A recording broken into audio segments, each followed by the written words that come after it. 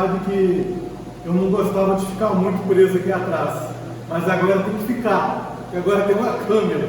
Antes não tinha câmera, mas nós já estávamos já acostumados, por causa das palestras ao vivo, que fazíamos no Fraternidade.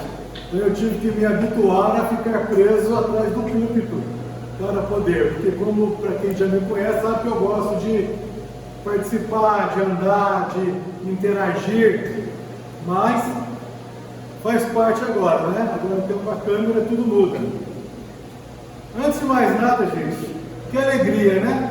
A gente está podendo encontrar novamente nesse formato presencial. Eu tive a alegria de estar fazendo aqui a primeira palestra presencial na quarta-feira e agora estou retornando ao domingo.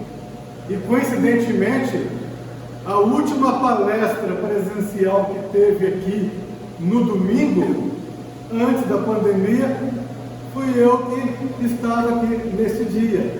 Então, para mim, tem mais essa alegria de estar podendo retornar. E eu sempre falo que os encontros na Casa Espírita, seja para o trabalho, seja para a palestra, ou o que for, é festa, é dia de festa, ou seja, é alegria. Só que hoje temos outras alegrias, que é o quê? A volta do presencial, que já está aí iniciando.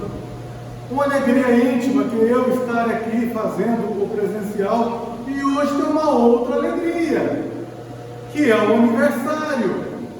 Aliás, ninguém trouxe bolo não, né? Tinha que ter um bolinho aqui pra gente hoje, né? Hoje é aniversário, hoje seria aniversário de nascimento de quem? Allan Kardec, justamente, estaria fazendo o quê?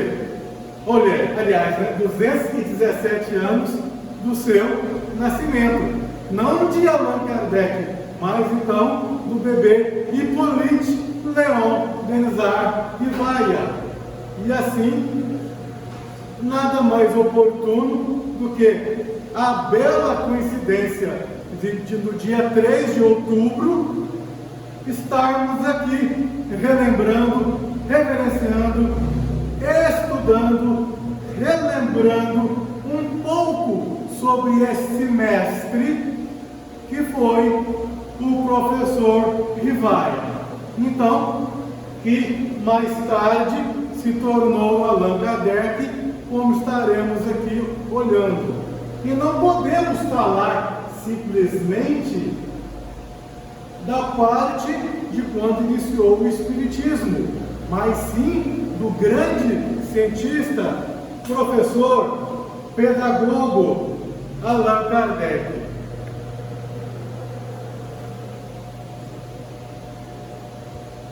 O menino Hippolyte. Vamos falar um pouquinho do menino Hippolyte. Em 1814, quando ele tinha, vamos falar, 14 anos de idade, aliás, 10 anos, com 14 anos, ele já estava substituindo o seu professor. Então, com 10 anos, ele sai da França, de Lyon, que aliás Lyon foi fundada antes do Cristo pelo Império Romano, e ele era de família tradicional católica. E naquela época existia uma rixa entre os protestantes e os católicos. E Kardec não entendia, o menino Hippolyte até então, ele não entendia o porquê disso. E ele vai estudar na Suíça, em Verdun, no Instituto Pestalozzi. Pestalozzi, um dos maiores pedagogos da história, que inclusive até hoje muito em cima do que Pestalozzi nos deixou. Então o menino Hippolyte foi estudar no Instituto Pestalozzi em 1814, com 10 anos. E lá era o que? De predominância presbiteriana, protestante. e ele de origem católica. Foi aonde ele começou a sentir o que nós chamamos hoje, né? Antigamente nos falava o tal do bullying. Ele era perseguido por ser católico. E ele já desde criança, porque ele tem um QI acima da média, muito acima da média. Ele pensava, meu Deus, não pode ser assim. Ele começou a sentir na pele essa perseguição religiosa, por ser católico. Eu falei, nós temos que unir essas religiões em um denominador comum, em algo que as una, porque Deus é um só. Antes disso, vamos ver algumas palavras do seu mestre Pestalozzi. O nome é Johann Heinrich Pestalozzi. Como as palavras são dele, estas máximas, então eu deixo na íntegra alguns postulados de Pestalozzi para podermos fazer uma analogia, uma comparação ao Espiritismo, aquilo que já era dito no Espiritismo. Primeiro, a base da educação é o amor. O que se quer dizer aí? Que quando você é um educador, seja do espírito imortal, ou seja, do encarnado, não é apenas fazer por fazer, mas uma questão de vocação. E toda vocação, ela chama o quê? Então, o alicerce, o amor, a vontade, e não apenas seguir uma carreira. Então, Pestalozzi já falava que a base é o amor. Vamos para essa aqui. Lendo, o professor deve ser como um jardineiro, providenciar as melhores condições externas para que as plantas sigam seu desenvolvimento natural. Afinal, a semente traz em si o projeto da árvore toda.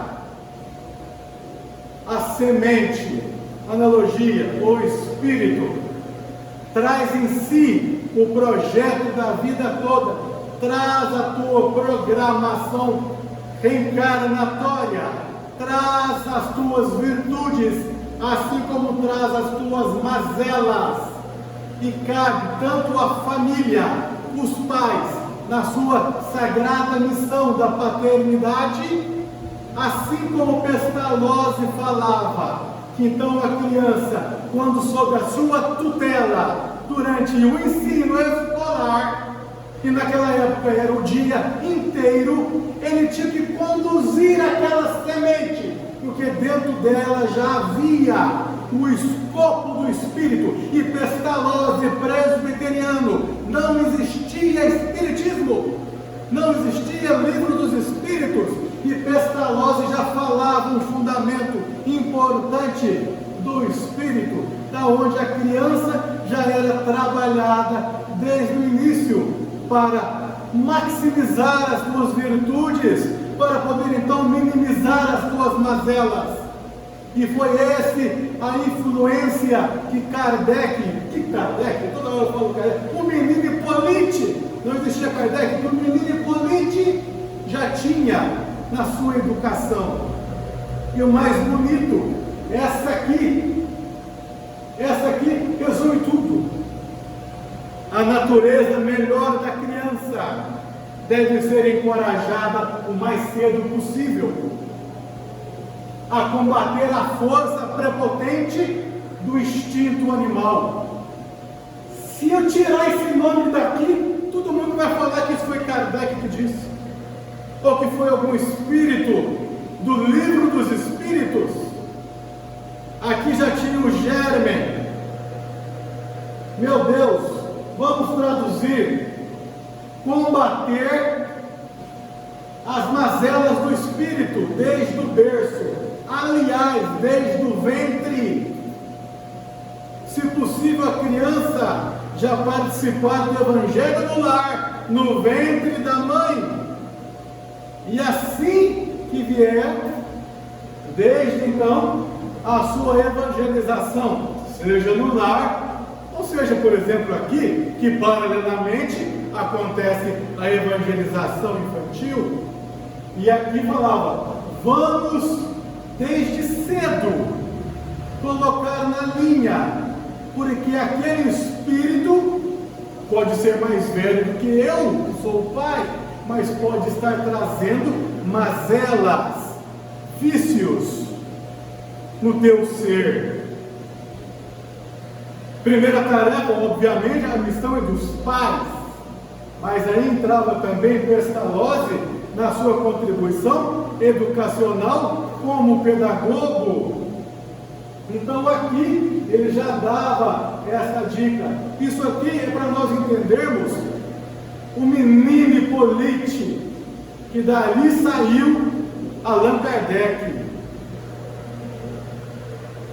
Aí, saindo dessa etapa, veio um jovem Rivaia.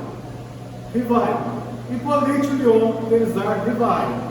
O jovem Rivaia, ele se transforma, então, um dos mais ilustres educadores da França. Ele faz uma revolução no ensino público da França, com diversos diplomas. Vou resumir alguns. Ele poderia ser o quê? Além de bacharel em algumas áreas, ele é pedagogia, bacharel em letras, ciências, física, química, contabilidade, etc. Se torna poliglota e neologista. O que é o neologista? É aquele que forma uma palavra de acordo com a necessidade. Exemplo, espiritismo, para coisas novas, para as ideias novas, novos conceitos, novas palavras.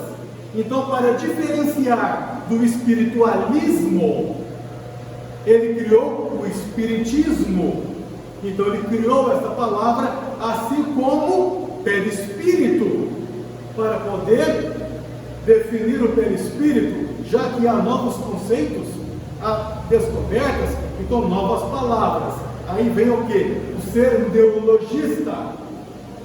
E fluente em alemão, inglês, italiano, espanhol, holandês, e é claro que mestre em francês. Vamos colocar algumas obras do professor Rivaia. Só algumas. 1824, curso prático e teórico de aritmética. 25, funda e dirige uma escola de primeiro grau em Paris. 26, funda o Instituto Rivaia. 29, plano para melhoramento da instrução pública. 31, ele reformula, refaz toda a gramática francesa. Então, o professor Hippolyte tinha uma enorme influência e uma enorme importância na França e região.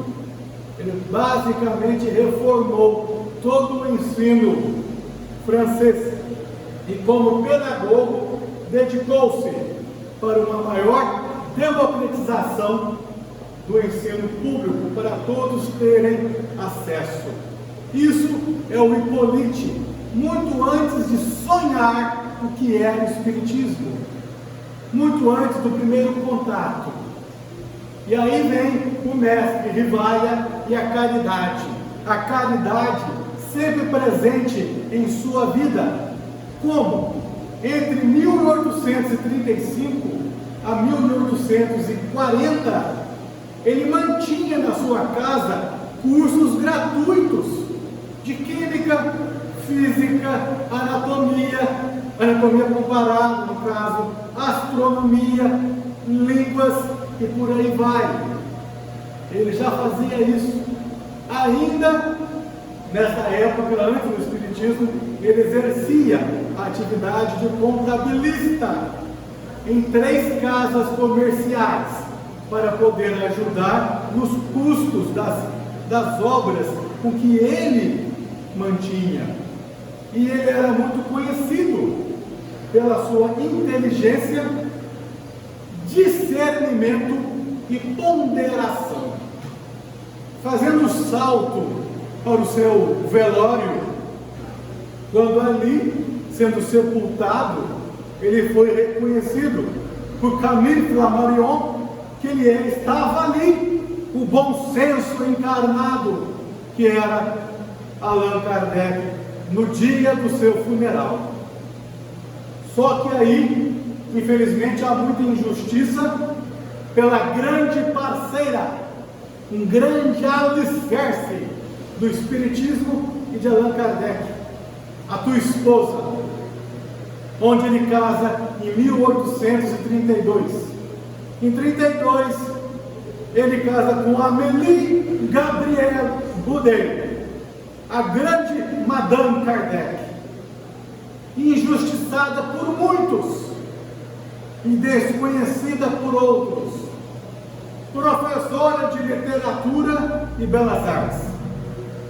Uniram e formaram um grande instituto que recebia de quem podia pagar, e quem não podia não pagava. Ele sofreu antes do Espiritismo. Ele já sofria intrigas, traições, insultos, ingratidões. Todo mal o cercou este ilustre reformador. Mas em todos os momentos, em todas as provas e dificuldades, sempre encontrou o terno afeto de sua nobre esposa, amparo e consolação. E ele falava: a mulher é a estrela bonança nos temporais da vida. Isso tudo é Kardec e Polite antes do Espiritismo. Madame Kardec, até então conhecida depois com este apelido carinhoso, ela veio tanto na publicação do Livro dos Espíritos, quanto na Revista Espírita. Ela se deveu grande parte à firmeza de ânimo, à insistência, à perseverança de Madame Allan Kardec. Ela foi a grande sustentação. Kardec, até quando chamado para a sua missão, perguntou: e se eu falhar? Quando ele perguntou isso, e se eu falhar? Não há problema, outro o substituirá. Provavelmente um dos grandes alicerces dele para não ter esta falha foi Madame Kardec, essa mulher que foi ali um grande alicerce.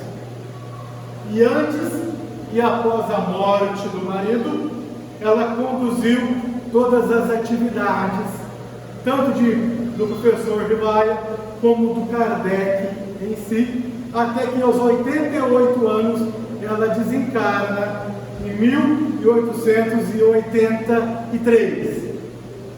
E ela foi muito... tentaram enganar ela na época da Revista Espírita. Alguns ex-parceiros o traíram, como exemplo de Marie, foram tentando traí-la para poder modificar obras de Kardec e já fazer enxertias na obra de Allan Kardec desde aquela época. E Madame Kardec, ao máximo, resistiu. Tanto que essas tentativas de enxertias na doutrina, elas são feitas até os dias de hoje, como tentaram fazer com Paulo, o apóstolo dos gentios, e com os discípulos, tentando deturpar na época do Cristo o cristianismo. Não diferente do que aconteceu com Kardec. Encarnado, ele teve pulso firme. Quando ele desencarnou, começou as enxertias. E aí cabe aos espíritas seguir o pulso firme de Allan Kardec para não permitir as tentativas de enxertias na doutrina espírita, para poder o quê? Reverenciar, respeitar, honrar a obra feita dos espíritos e não de Allan Kardec. A obra não é dele, ele apenas a organizou, mas os espíritos o passou e ele organizou. Como foi o início? Aqui nós ficaríamos aqui alguns dias para poder contar toda essa metodologia que foi utilizada para o lançamento da primeira edição do Livro dos Espíritos em 18 de abril de 1857, onde em 1855 ele já passou a ter algumas experiências.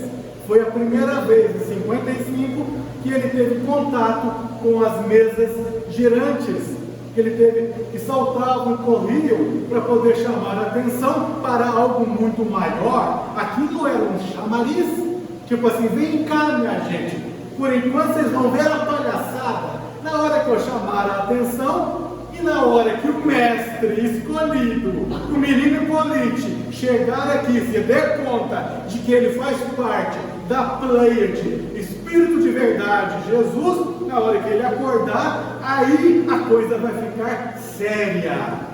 Até então as mesas faziam um show, aquele samba da crioula louca lá na França, e chamavam o mundo inteiro, chamando a atenção das mesas aí cantando, e subia e batia, perguntas frívolas, perguntas, vamos dizer, infantis, até porque depois, quando transforma, ele passa a utilizar perguntas inteligentes para ter respostas inteligentes. E ali, com um tipo de escrita mediúnica, no início foi numa ardósia, com uma cesta de vime, e escrevendo na ardósia, com este lápis preso. Melhorou um pouquinho, foi na cesta peão, com um papel, com um lápis perpendicular, aonde escrevia sem separação, era uma letra, uma palavra junto da outra, sem pontos, em espirais. Aí tinha que vir um professor para decodificar, fazer a separação das letras e ter os pontos na gramática, porque eram aspirais e tudo unido. Até que com o tempo, em vez de ser perpendicular, ele colocou a 35 graus e começou a fazer em linhas, uma embaixo da outra, aonde 3 garotas, médiums de efeito físico, não analfabetas, apenas com a imposição das mãos, aonde há a doação do ectoplasma mais denso, para fazer a levitação da cesta peão, e aonde o ectoplasma mais sutil do espírito desencarnado fazia a cesta não sofrer a lei da gravidade, pois estava suspensa, a escrever. Então não havia a participação da médium. E mesmo que tivesse, era analfabeta. O que era escrito era muito acima, muito aquém do seu conhecimento. Então não tinha a interferência anímica, a interferência, ou seja, da alma daquela médium. Daí que tem o ponto que a mensagem era fidedigna, porque não tinha. E outra coisa, falando em fidedigno, quando o Espírito da Verdade foi avisar, batendo, fazendo um espírito batedor para chamar a atenção dele, porque não estava gostando do que ele estava escrevendo, ele deu a dica: reveja o que você escreveu, da terceira a 30ª linha, que ali há um erro, eu não gostei do que você escreveu. Ele nem falou onde era, ele exercitar o raciocínio lógico. Aí ele fala com o espírito que iria estar o auxiliando uma vez por mês a 1/4 de hora. Mas você não poderia então me auxiliar na minha casa? E aí? Não. Por quê? Fidelidade, estar fidedigno, não ter um ponto de desconfiança da comunidade que auxiliava que o que era escrito fosse o professor Hipólite. Então ele nunca teve uma comunicação na casa dele. As comunicações tinham que ser em público, na casa das médias, porque ninguém poderia falar: isso aqui foi o mestre que escreveu, foi Hipólite que escreveu. Então o Espírito falou: não, para o discernimento e para o seu bem, não será nunca na sua casa. E é um dos motivos que o menino Hipólite, o Allan Kardec, não poderia vir com a faculdade mediúnica ostensiva neste ponto, mas apenas com a inspiração, com a intuição e com sonhos, para manter a lisura, senão a doutrina cairia. No primeiro mês ela sucumbiria, seria destruída, e os primeiros a terem dúvida eram os próprios ajudantes e organizadores dessa belíssima doutrina, que é o Consolador prometido por Jesus, o bendito Consolador prometido por Deus, na verdade por Deus, e que Jesus veio trabalhar junto disso. Então, através daqui foi feita a primeira edição de 57 do Livro dos Espíritos, com toda essa artimanha mediúnica, até então passar para a parte da psicografia, onde então haveria a interferência anímica do médium que ali estava. Então já era algo mesclado. Por isso que Allan Kardec, no caso, ele percebeu o quê? Que ali se tratava nada mais, nada menos do que a alma dos homens. Ele começa, então, junto com o Espírito da Verdade, a questionar o fenômeno, devido às respostas inteligentes. Descobre-se, que eu falei, a alma dos homens. Então, espera aí, se o que está comunicando é a alma simplesmente dos homens, então ele não tem nenhuma capacidade acima da humanidade. Então temos que ter ponderação, temos que ter um crivo, porque se eu desencarno hoje, no mundo espiritual, eu vou ser a minha minhaca que eu sou hoje. O meu conhecimento vai estar limitado ao que eu sou. Eu vou ter as minhas mazelas, eu vou ter também as minhas virtudes. Então ele não poderia dar credibilidade simplesmente porque é desencarnado. E aí foi um erro, porque ele viu que não poderia e que deveria estar atento. Tanto que no Livro dos Médiuns, o Espírito Erasto, como grande informação, ele passa o quê? Que é preferível recusar 10 verdades do que aceitar uma mentira. Não é por causa que um Espírito me falou que eu sou obrigado a acatar. Aí que entrou a universalidade dos ensinos dos Espíritos, onde em diversos pontos, em diversas regiões, por diversos médios diferentes, sem se conhecerem, a mensagem era uma só, com uma pergunta inteligente e uma resposta inteligente, e ali se deu. Então tudo que vier após isso deve passar pelo crivo da razão, e não sendo simplesmente porque um Espírito o falou, porque ele é apenas a alma de um homem que habitou a terra, desencarnou e continuou do mesmo jeito. Ele não virou santo. Kardec nos deu a primeira dica ali. E o Espírito de Verdade fala das árduas provas que irá passar quando ele abraçou esta missão, mas oculta qualquer tipo de recompensa. Rivaia não imaginava ser capaz, não imaginava. Todavia, ele não sabia, por estar encarnado, não recordava, é claro, que ele era muito mais do que pensava ser.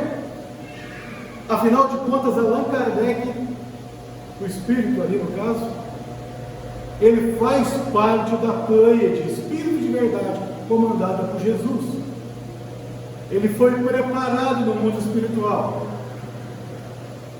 E às vezes ele não tem como recordar de tudo isso com o véu do esquecimento enquanto encarnado. E assim nasce o pseudônimo Allan Kardec. De Hippolyte se transforma. Em 1857, então, o Livro dos Espíritos seria publicado. E o professor Rivaio, Hippolyte Leão Denisard Rivaio, sentiu constrangido, olha a ética, sentiu constrangido em utilizar o nome de prestígio, o nome de fama, de poder, de prestígio. Então ele não poderia colocar naquela obra a assinatura dele, mas de um pseudônimo, para não misturar as coisas. Pois o trabalho era dos espíritos, a doutrina era dos espíritos, e não dele. E para não criar confusão entre um autor e outro, e o espírito Zéfiro da mitologia, Zéfiro, aquele vento brando da primavera, do mar Mediterrâneo, é aquele vento que traz as mensagens suaves. Ele veio com esse nome proposital para poder lançar as primeiras dicas para chamar a atenção de Hippolyte. E ele então revelou a ele que nome dar, que pseudônimo dar. E revelou a ele uma de suas encarnações na Gália celta, como um antigo sacerdote druida. Seu nome então era Allan Kardec, quando encarnado era um sacerdote druida nas Gálias. Então ele falava, então, que nome utilizar? Ele pergunta a Zéfiro, utilize Allan Kardec, afinal você já animou este nome quando for um sacerdote druida nas Gálias, no mundo celta, aqui mesmo nessa época. E assim ele iniciou o seu trabalho, e vamos a algumas obras, porque aqui não são todas, são mais de 30. Vamos lá. Em 57, primeira edição do Livro dos Espíritos, de 58 a 69, 12 volumes da Revista Espírita. Infelizmente, muito mal conhecida ou estudada no mundo espírita, porque nas obras espíritas você vai ver a obra kardeciana. Agora, na Revista Espírita, você vai ver o quê? O trabalhador Kardec no dia a dia, a como utilizar, como fazer um estudo, como fazer um crivo, como fazer uma reunião mediúnica, como lidar com situações. Ali era o trabalhador Kardec. Quer se espelhar em como trabalhar numa casa espírita? Revista Espírita mostra o dia a dia do trabalhador Kardec, e não nas obras. As obras não mostram isso totalmente, mas esse grande conteúdo de 12 volumes é que mostra o dia a dia de como deve ser. O que é o Espiritismo? Que é a obra que nós recomendamos até então na feira do livro. Eu queria conhecer o Espiritismo. Que livro que eu posso comprar? É livro, o que é Espiritismo, em paralelo, Livro dos Espíritos. Depois o resto. E junto com o quê? Na parte moral, que é a moral do Cristo, o Evangelho segundo o Espiritismo. Livro dos Médios, Evangelho, Céu e Inferno, a Gênesis e obras póstumas. Essas seriam algumas dessas obras do mestre Allan Kardec. Vamos agora a alguns postulados de Allan Kardec. A frase é dele, por isso está na íntegra, pois não pertence a mim. O homem é um ser permanente em permanente evolução, não é herdeiro de um pecado, ou seja, ele não traz em si a mácula de um pecado, e ele necessita de uma salvação. Está em um projeto de educação. Aí entra a pedagogia do Espírito, a reencarnação, rumo à perfeição. Aí vem o difícil de ser espírita. O ser humano tem a jurisdição de si mesmo, ele é responsável pela sua evolução.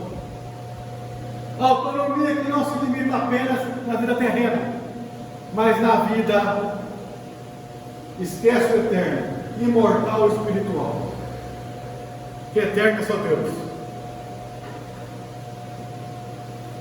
O que isso quer dizer? É difícil ser espírita. Por quê?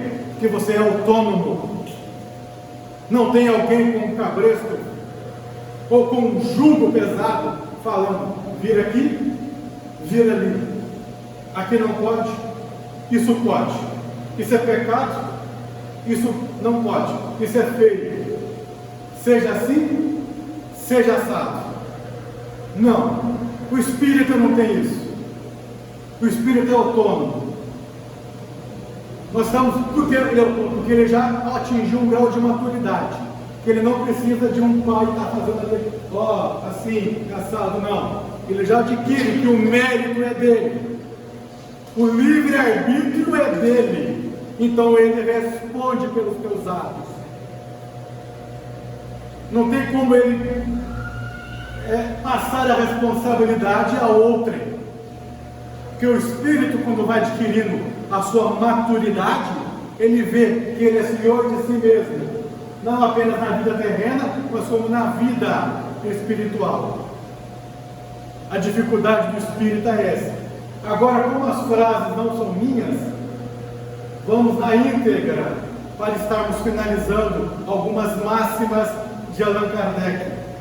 E aqui seria um resumo das suas máximas. Agora sim, já é o mestre Allan Kardec falando.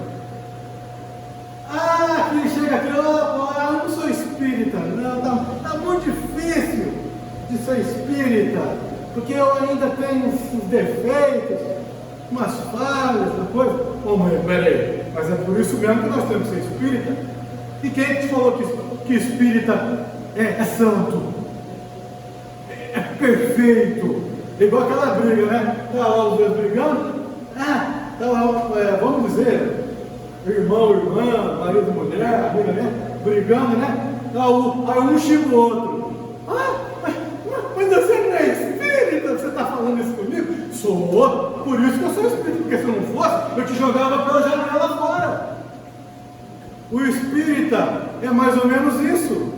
Como que reconhece o espírita? Se antes ele jogava pela janela, agora ele bate boca. Como que reconhece o espírita?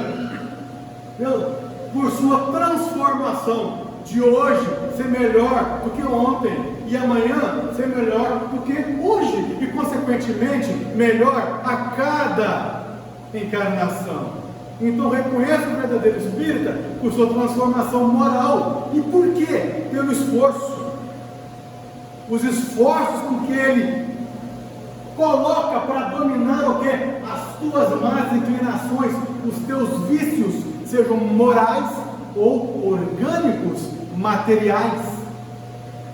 Se antes eu tinha 8 vícios e hoje eu tenho 6, eu sou espírita, porque eu estou tentando melhorar a cada dia. Porque se aquela pessoa está no espiritismo há 15 dias e não mudou nada, tem alguma coisa errada. Tem alguma coisa errada. Ele não está entendendo nada ainda. Ou ele deve dar um passo atrás por uma outra doutrina, para ele poder despertar algum ponto dele, para depois ele ser autônomo e conhecer a imortalidade verdadeira da alma. E quando Kardec fala nessa famosa frase que a fé é inabalável, todo mundo escuta isso. Mas por quê? Porque ela tem que estar de mão dadas à ciência. Pois se um ponto modifica-se na ciência, modificar-se-á na doutrina espírita, se necessário for. A doutrina espírita, se precisa, ela vai modificar de acordo com a ciência. E nada conseguiu ir contra ainda os postulados das leis naturais, ou divinas, como queira, do Espiritismo. O Espiritismo já cantou a pedra 30, 40, 50 anos atrás de algo. E depois de 50 anos que foi ver, é mesmo, né? É verdade. Só que os orgulhosos não permitem isso. Não querem dar o braço a torcer. Então, fé inabalável só é frente a frente a razão em todas as épocas da humanidade. Por quê? Mudou junto. Aí que está, o Espiritismo não tem dogmas. Ele não é assim. Ele é assim. Ele usa luneta, microscópio, e não a fé cega ou míope. Porque ele tem que estar baseado em um dos seus alicerces, que é a ciência. Porque o Espiritismo é a ciência que trata do espírito, com as consequências morais e filosóficas. E as morais é de quem? Do Cristo.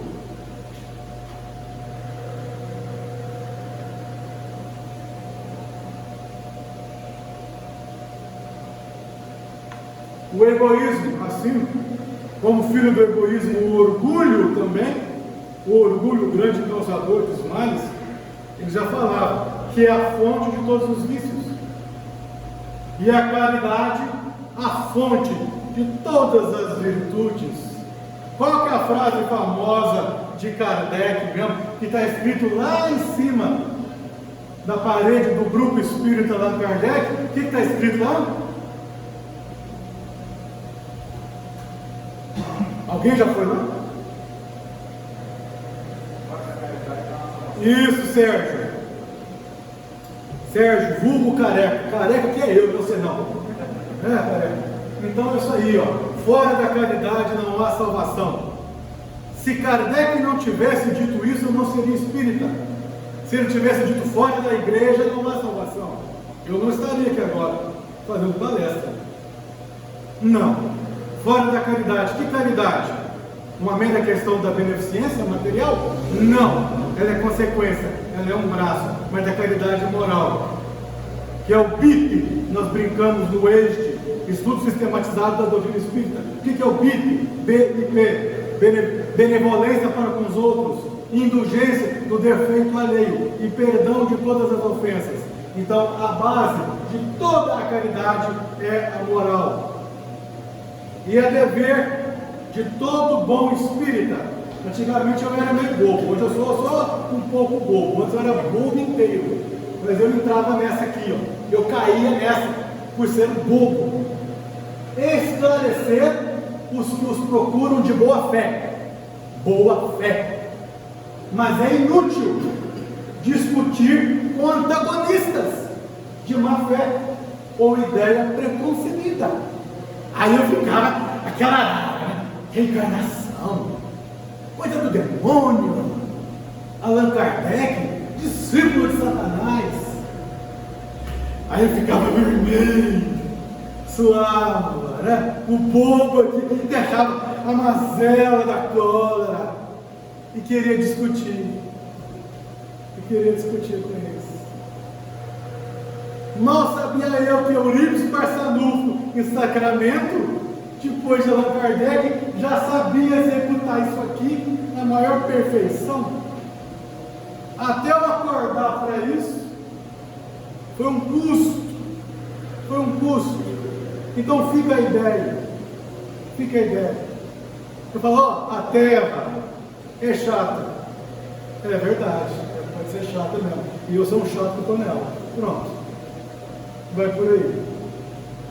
Se ele já é um antagonista de ideia preconcebida, o tempo ou a dor irá lhe mostrar. Afinal de contas, ele é imortal. A morte não existe. É uma piada. Ele é imortal, como diz os bordões, estou aqui de passagem. Eu não, já passei aqui um monte de vezes, eu tenho que passar um monte aqui ainda. Que tipo de mundo que eu quero encontrar quando aqui voltar? De passagem, se eu fosse, morreu, acabou. Nós ainda estaremos vivenciando no mundo de provas e expiações por um bom tempo. Por um bom tempo. Então eu espero poder voltar repaginado, como está escrito na lápide de Allan Kardec, que é o último slide da noite. Aliás, falando nisso, vamos lá para terminar. O poder do livre-arbítrio. O livre pensamento eleva a dignidade do homem. Dele faz um ser ativo, inteligente, em lugar de uma máquina de crer. Ponto. O espírita, já o devido conhecimento, ele não é mais aquele que crê ou que acredita. Se perguntarem para mim, Paulo, você acredita na reencarnação? Não. Paulo, você acredita em Deus? Não. Porque quem acredita hoje, amanhã não acredita mais. Eu acredito que você hoje é honesto. Amanhã você faz uma... Eu não acredito mais. Estou sendo frívolo. Então, quando você passa a conhecer, ninguém mais te rouba isso. Se você sabe o que é Deus, eu sei o que é Deus, que foi a palestra que eu tive a alegria de fazer aqui na quarta-feira, a primeira quarta-feira. Quando você sabe o que é Deus, ninguém lhe tira isso. Eu não preciso estar acreditando. Quando você sabe o que é uma lei natural, os seus princípios lógicos, de uma palingenesia, que é o nome científico da reencarnação, que reencarnação é uma palavra que o neologista Hipólita criou para podermos entender, mas na ciência é o viver outra vez, é o renascer, nascer de novo, né? A palingenesia seria isso. Então, quando eu conheço aquele princípio pela lógica e até pela vivência, inclusive na vivência mediúnica, eu não estou mais crendo, eu não estou mais acreditando, eu sei, e ninguém me tira isso, ninguém me rouba isso, porque se eu sei ler, e vejo um outdoor, não adianta eu fechar no olho e falar, eu não vi nada, não adianta, você já leu, porque você já sabe, então não tem como te roubar, então não é uma crença, mas um conhecimento. E o fardo, o peso, ele é proporcional às forças. Como a recompensa será proporcional à resignação e à coragem. Quanto mais resiliente e saber soerguer, a recompensa é proporcional. Resignação e resiliência. O bambu envergou na resignação, não quebrou e voltou na resiliência. Por causa do vendaval, das tempestades da vida, a recompensa será proporcional. Agora a resignação que ele fala, não é aquela de vou aguentar, eu por Cristo, por Deus, por Jesus e Kardec eu vou aguentar, deixa doer, dói. Não é essa dor passiva, mas é a dor que faz aquele cachorro sair do prego que estava deitado, levantar e andar, igual aquela historinha, né? O cachorro chorando. Aí pergunta, por que esse cachorro chora tanto? Porque ele está deitado em cima do prego. Mas por que não levanta? Porque a dor é suficiente para ele gritar, mas não é suficiente para ele levantar e sair. A resignação é essa. É ter forças, motivações para você soerguer, sendo resiliente. Aí sim, a recompensação é proporcional. E finalizando, no cemitério Père Lachaise, em Paris, na sua lápide está escrito Naître, morrer, renater, ou seja, em francês, né? Traduzindo, nascer, morrer, renascer, ainda e progredir, sempre, tal é a lei. É a frase com que ele mostra que estaremos nesse círculo constante do ser imortal que nós somos.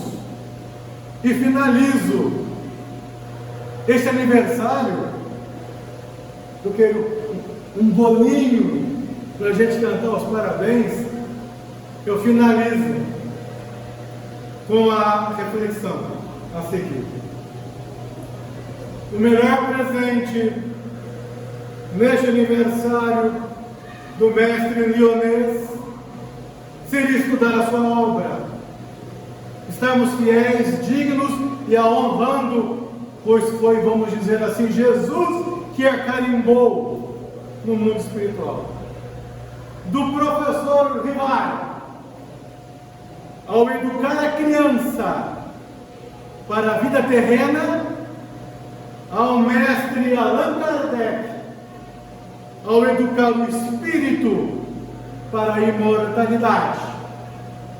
Pois conhecer Kardec para entender Jesus, Kardec é a chave para conhecer Jesus. Feliz aniversário ao mestre Kardec, que Deus nos abençoe. A oração de vocês, sou eu?